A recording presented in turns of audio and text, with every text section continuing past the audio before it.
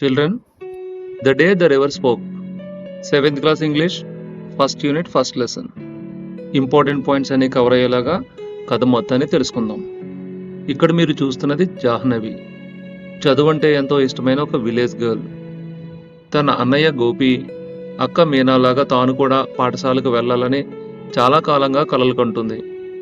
తనకు బాగా ఇష్టమైన నది ఒడ్డుకు వెళ్ళి ఒంటరిగా కూర్చుని ఏడుస్తూ ఉంది. తన చుట్టూ చూసినట్లయితే నీలిరంగు బాలం లాంటి కింగ్ ఫిషర్ పక్షి, ఆకుపచ్చ బల్లి మరియు చిలుకల గుంపు ఉన్నాయి. తన ఏడుపును చూసి నిద్రమత్తుగా మృదువుగా ఉన్న ఒక గొంతు ఇట్లా అడిగింది, అయ్యో బంగారం, ఏమైంది? జాహ్నవి ఒక్కసారిగా ఉలిక్కిపడింది. ఎందుకంటే అక్కడ తాను ఒక్కతే ఉన్నానని ఆమెకు పూర్తిగా నమ్మకం. అది బల్లి గొంతు కావడం అసాధ్యం. కింగ్ ఫిషర్ చేపను తినే పనుల్లో ఉంది. చిలుకలు కీచు శబ్దంతో గట్టిగా అరుస్తాయి. జాహ్నవి మృదువైన గొంతును విన్నది. నువ్వు ప్రతిరోజు వస్తావు కదా, ఎందుకు అట్లా భయపడుతున్నావు అని ఆ గొంతు మళ్ళీ చెప్పింది. మొదట అనుమానం కలిగినప్పటికీ అది నది యొక్క గొంతు అని జాహ్నవి అర్థం చేసుకుంది. త్వరగా నీ సమస్యను చెప్పు, నేను మళ్ళీ సముద్రాన్ని చేరుకోవాలి కదా అన్న నది మాటలు జాహ్నవి విన్నది.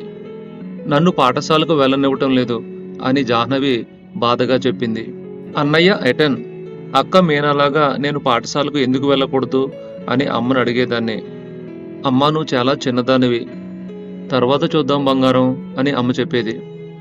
ఇక్కడ జాహ్నవి అన్నయ్య గోపిని ఎటన్ అని పిలిచేది. నాకు 5 సంవత్సరాలప్పుడు రాము పుట్టాడు.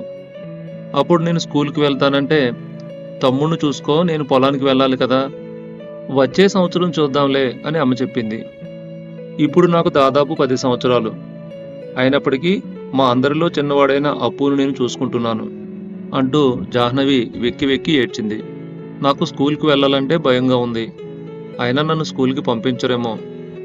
నాకు స్కూల్కి వెళ్ళాలనుంది, ఎటన్ మీనాలాగా చదువుకోవాలనుంది. ఎల్లో ఫ్లవర్స్లో ఎల్లో స్పైడర్స్ ఎందుకుంటాయి? వెదురు మొక్కలు గలగల శబ్దాన్ని ఎందుకు ఇస్తాయి?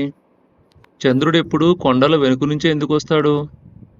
పొలాల్లోని చేపలు కప్పలా ఎట్లా మారతాయి?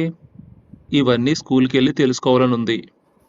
ఇక్కడ జాహ్నవి కప్ప యొక్క లార్వా ట్యాడ్పోల్ని చేప అనుకుంటుంది. నది ఎట్లా అంది, ఆపు ఆపు, ఇన్ని ప్రశ్నలా? నాకు ఊపిరి ఆడడం లేదు.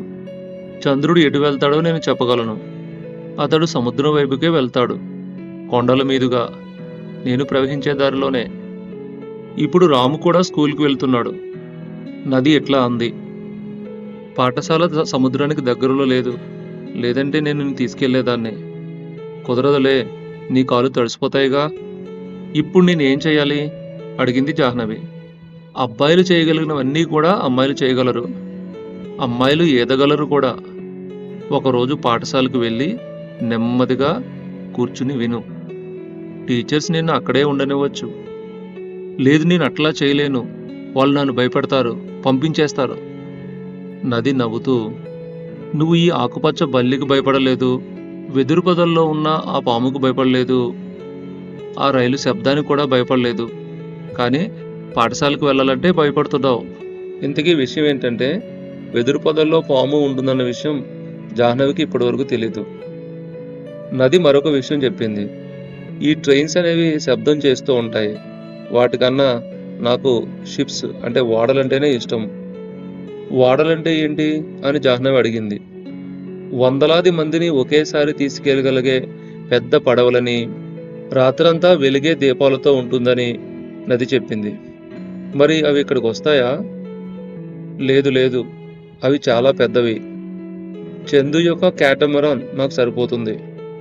ఏదో ఒక రోజు చందు నిన్ను సముద్రానికి తీసుకువెళ్తాడు. ముందు నువ్వు పాఠశాలకు వెళ్ళు, అది నీ చేతుల్లోనే ఉంది అని నది జాహ్నవికి ధైర్యం చెప్పింది. మరుసటి రోజు ఉదయం జాహ్నవి పాఠశాలకు వెళ్ళింది. ఉపాధ్యాయుడు పాఠం చెప్తుండగా ఆమె తరగతి గది తలుపు దగ్గర నిలబడి శ్రద్ధగా వినసాగింది. అశోకుడు గురించి పాఠం చెబుతున్నారు. అప్పు జాహ్నవి భుజం మీద నిద్రిస్తూ ఉన్నాడు. ఆమె ఆ చివర కూర్చుని పాఠం వింటుండగా టీచర్ వచ్చి, అమ్మా, నువ్వు ఎవరువు, ఎక్కడి నుంచి వచ్చావు అని అడిగారు.